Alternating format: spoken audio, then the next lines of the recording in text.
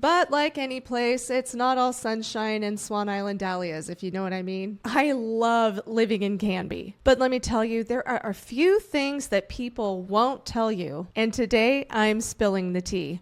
Not literally, but figuratively. Hey, welcome back to the channel. I'm Jennifer Schurter, your local real estate expert in Canby, Oregon and the surrounding areas. And today we are diving into the secrets about living in Canby.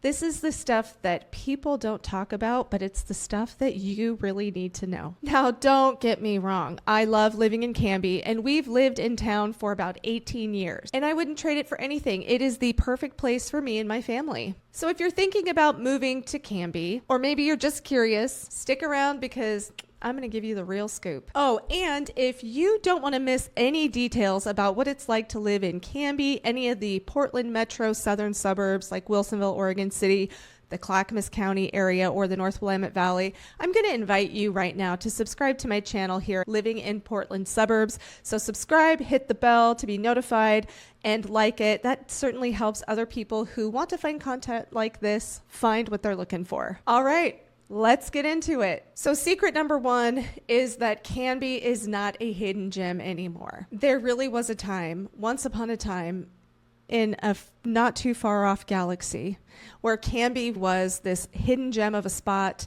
and everybody loved the idea of living in this little town. It felt like Canby was Oregon's best kept secret. It feels like a little slice of heaven tucked away just far enough away from Portland and Salem and the hustle and bustle of the suburban big city life. But guess what? The secret's out.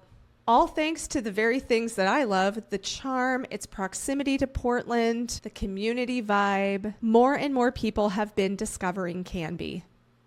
We've seen an increase in people moving here, especially since 2020. And while that is great for growth, and I love seeing new people coming and appreciating our town, it has also brought some challenges. That includes rising home prices and more traffic than we're generally used to in town. Canby, anyway, used to be a place where you would just pass through and not stop. And it's easy to see because you drive on 99 and it doesn't seem like there's a whole lot on either the right or left side of the highway. That's definitely changed. So if you're moving here expecting to find something that is completely off the radar, I just don't think that's the case anymore. Secret number two, Canby is growing, and it's growing fast. Canby really did used to feel like this sleepy little town with farms all around stretching out as far as the eye could see. But today it's growing, and it's growing quickly. We've got lots of new housing developments popping up on both the north and south sides of town. That's the right and left side of 99, if you're not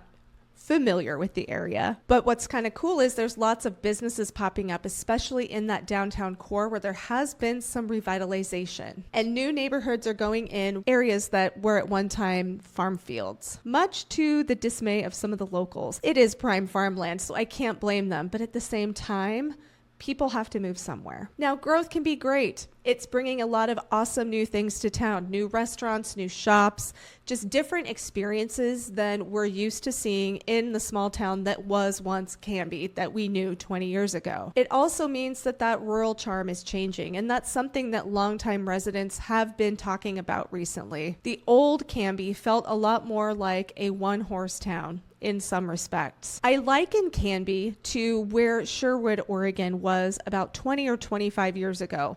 And since that time, Sherwood had seen explosive growth in population and with businesses and everything that moved into town there. It was once this sleepy little town. I don't know if Canby is exactly on that same trajectory, but it certainly feels like it's in a very similar position as far as the growth opportunity and what we could see change and evolve with Canby over the next 20 to 25 years. So the pro tip with that is, of course, if you are buying a home in Canby, think about the future. Think about what things could look like in 20 to 25 years and where we're at on that growth trajectory. That also means that if you happen to find one of these developments or a home that is bordering a very peaceful farm field, that may not be that way forever. So just keep that in mind when you're looking at that property.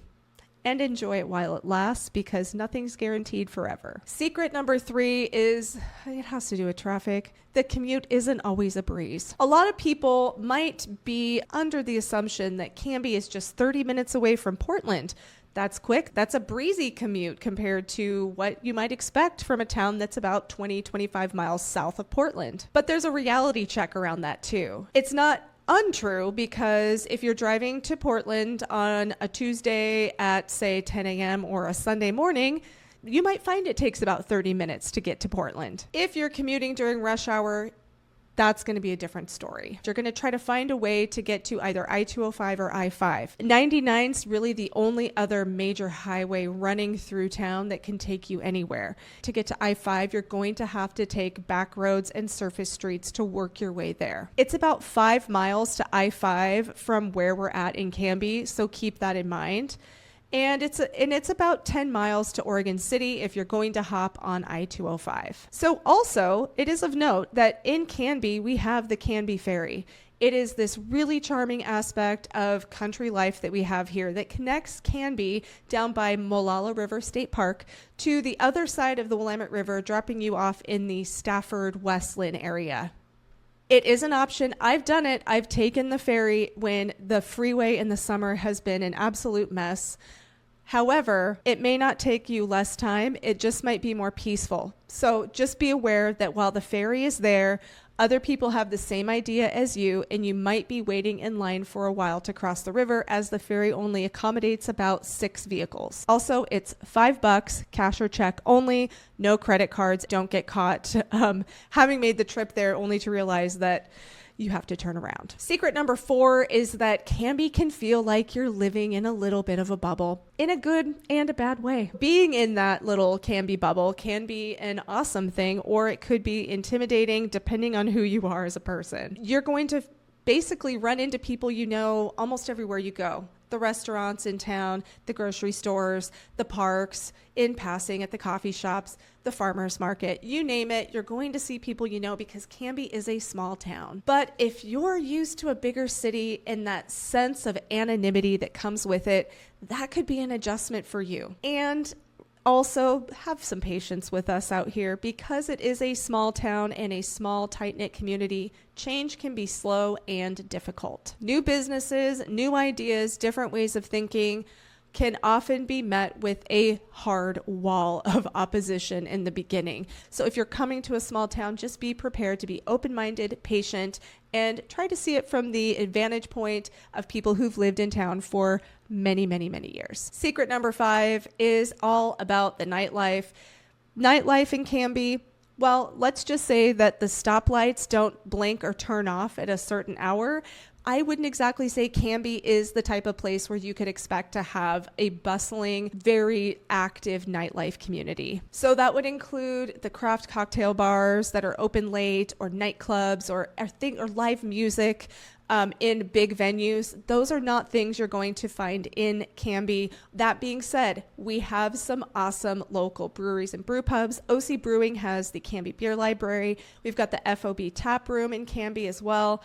And places like the Wild Hare have live music in their small venue feel quite frequently, and often multiple times a week. So if you're a night owl and you crave that type of entertainment, then you're going to want to go to Portland. But listen, Canby makes up for its lack of nightlife with a ton of events. It seems like there's always something going on in town. The Clackamas County Fair Complex in town is host to multiple events. If you like tribute bands, we've got Hairfest. That's a huge tribute band festival that comes through every summer. There's street fairs, there's the farmers market, there's the Dahlia Festival. There's tons of things going on that you can plug into. So there's always something to do, but if nightlife's what you're looking for, just be prepared. Secret number 6, the weather. The weather it's just not for everyone. Let's be honest here. So if you're coming here from out of state, maybe you don't know what to expect, but Canby is very typical Oregon or Willamette Valley weather.